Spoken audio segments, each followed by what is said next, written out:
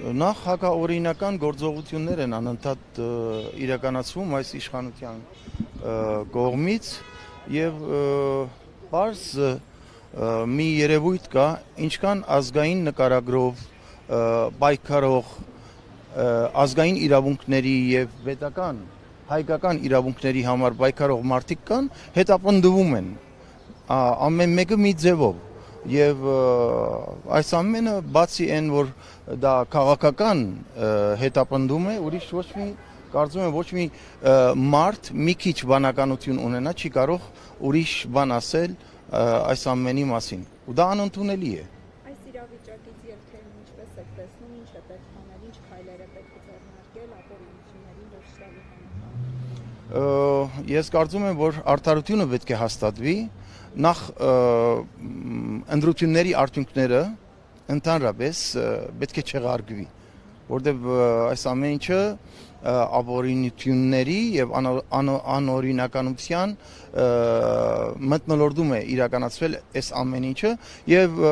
ավետիքի ձերբակալումն էլ սա է այսինքն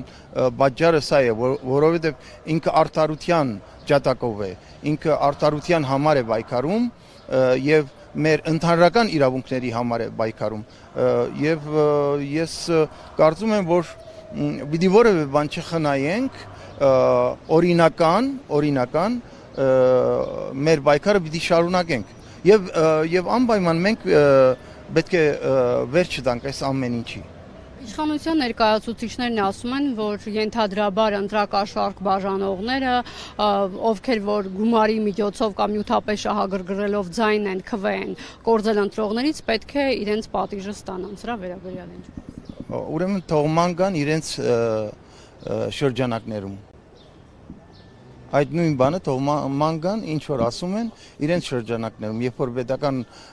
ռեսուրսները օգտագործվել են եւ բոլոր տեսակի շահագրգռվածություն, առաջարկություններ,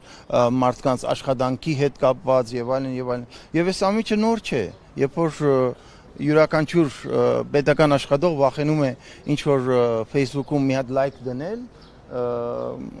վերջում գալիս է սրան, այս ամեն ինչին։ Թող իրենք մտածում են անպատիժ են մնալու, բայց կարծում եմ կգա մի օր արդարությունը կհաստատվի եւ իրենք իրենց պատիժը պիտի ստանան։